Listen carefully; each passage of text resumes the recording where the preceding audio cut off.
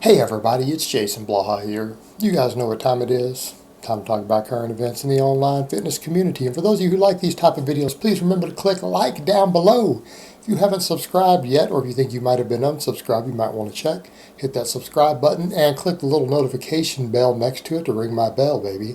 But one of my subscribers just told me, he's like, Jason, Mike Thurston just put up a video. Go check it out. It's about what his 5 exercises would be if he could only pick 5 exercises for the rest of his life. So I went and checked that out. Now, any other criticism I have had of Mike in the past, I will set to the side for this video. Why? Because the video needs to be taken in its own right. And I think that's something people forget oftentimes when we look at statements that people make and we're being objective. If something has done something goofy or wrong, or we disagree with it, whatever point in the past, doesn't mean that what they're saying right now isn't good or correct. Okay? You have to take these things in their own merit. And I'm really only going to give him one criticism of anything he's done in the past that carried over to this, and that's going to be when he's listing his 5 exercises, he said the barbell squat. Now, I will agree, some sort of barbell back squat needs to be number 1 on the list. Needs to be number 1 on the list.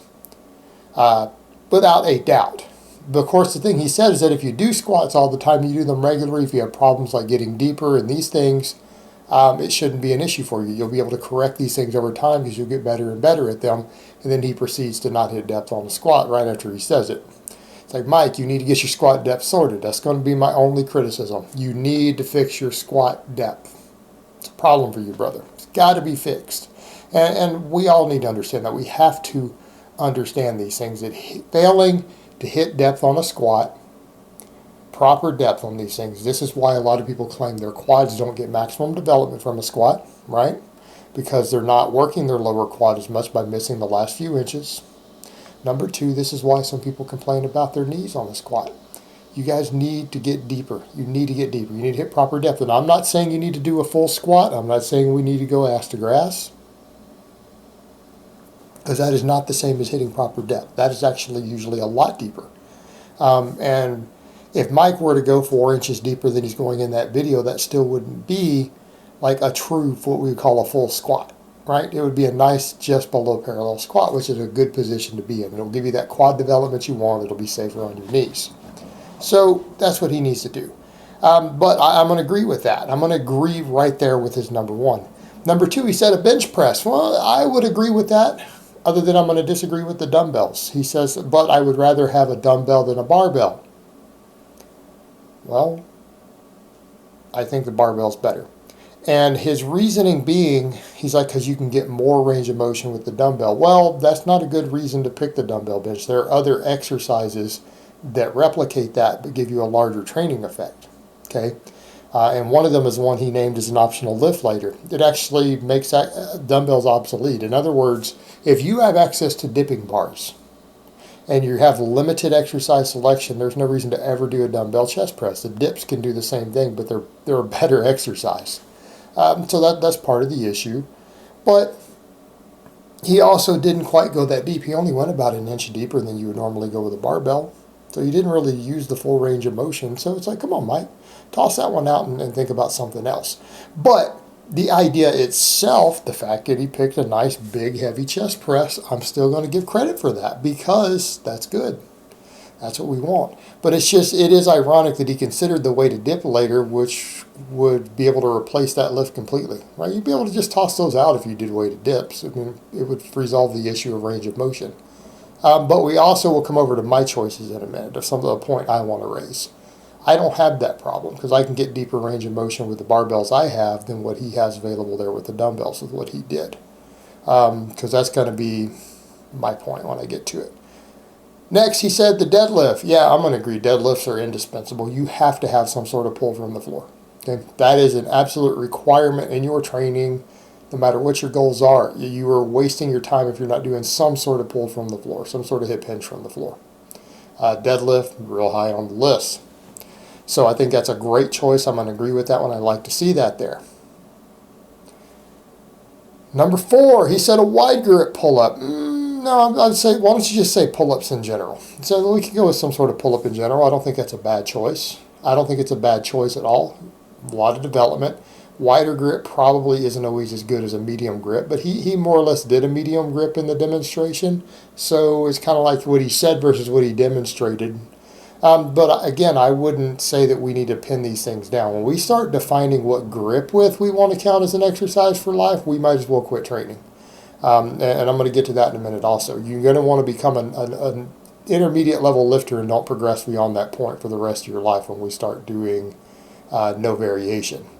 Seriously, you can't train anymore. You're done training for the rest of your life once you do that. So I would have just said, just stick with the pull-up, brother. Don't specify a grip.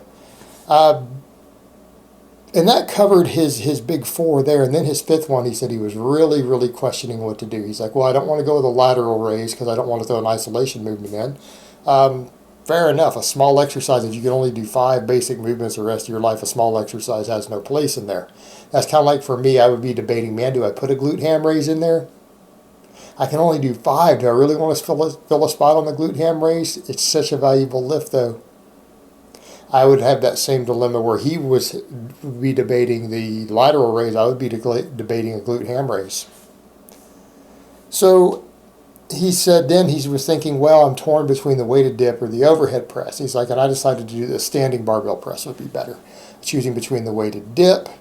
And that was his choice. So basically what he felt, the 5 exercises, if he could only do 5 for the rest of his life, which again, these are ludicrous hypotheticals, he said that he would go with barbell squat, deadlift, dumbbell bench press, pull-ups, and standing barbell press. Now, anybody who would look at basic exercises and movement patterns would say, yeah, if you were going to be limited to 5, those seem like a good choice. You don't have all 6 basic movement patterns. 7 if we count a weighted carry. 7 if we count a weighted carry. And that's going to be a point I think is worth mentioning. That we need to train all 7 of those things. So he would need some sort of horizontal pull also. And a weighted carry. So you can't really do 5 for the rest of your life. That's not ideal. And let's come over to the problem with this sort of minimalist concept. I have no problem with throwing minimalism at a novice lifter. No problem with it at all. Intermediates need to be very, very leery of this mindset. This is the biggest problem I have with intermediate clients. Clients I have who get to the end of their novice phase and they stall for 2 years straight and they don't make any more gains. This is why. It's this mindset of what we teach novice lifters. Now, the reason it's important to take a video like what Mike is putting out and for novices to see this is what? Where's the value in this?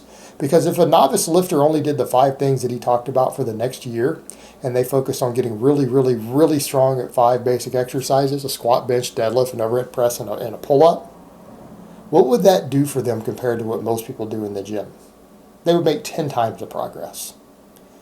As you become an intermediate, you need exercise variation. If you're still stuck in that mindset that makes a novice successful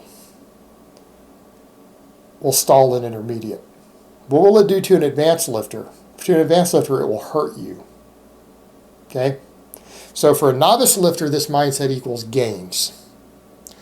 For an intermediate lifter, it equals spinning your wheels. For an advanced lifter, this equals ripping tendons off the bone. How's that for an answer? Okay, for me as an advanced lifter, I would look at it and say, what sort of exercise variations can I pull out of my choices? If we say a back squat, great. I got a box to squat on. I do box squats. I have 3 different barbells I can squat with. I can do them with straight weight. I can do them with bands. I can do them with chains because we didn't specify anything other than a barbell back squat. Okay.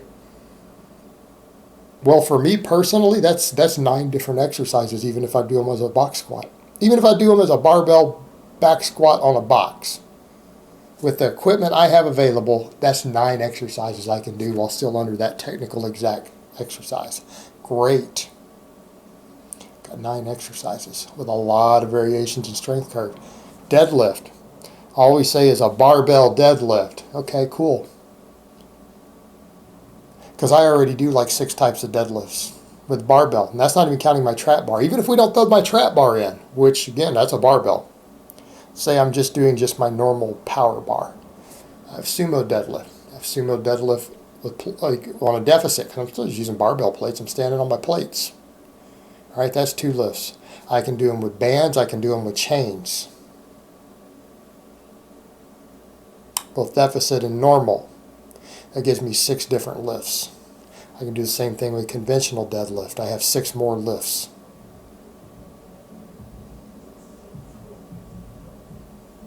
Six more lifts. That gives me 12 lifts I can do with a barbell for a deadlift. 12 different exercises I have. Fantastic. Come over to the bench press. Let's talk about flat barbell bench press.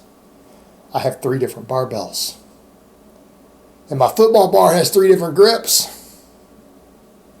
I have 3 different barbells.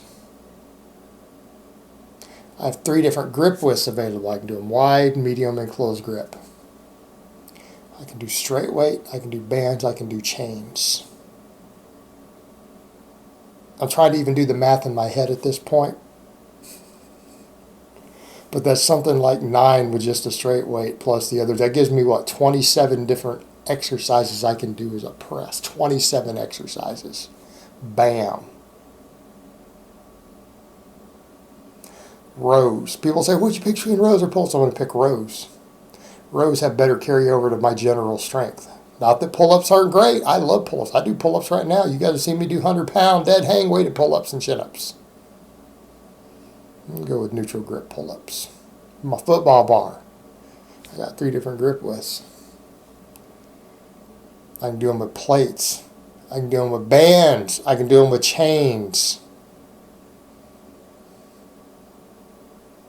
So even just my football bar pull-ups. My football bar pull-ups alone gives me a lot of exercise variation. If I would do pull-ups, but I would rather go with rows. I feel like rows give me better carryover. So if I had to pick, it's kind of like, what do I want to do? Well, we're definitely going to do squat, bench, deadlift. Definitely going to do rows, but for the last one, do I want pull-ups? Do I want a weighted carry? Do I want some sort of other posterior chain exercise? That's the tough one. I don't know, because it's like, man, you're going to tell me I can't have both good mornings and glute ham raises?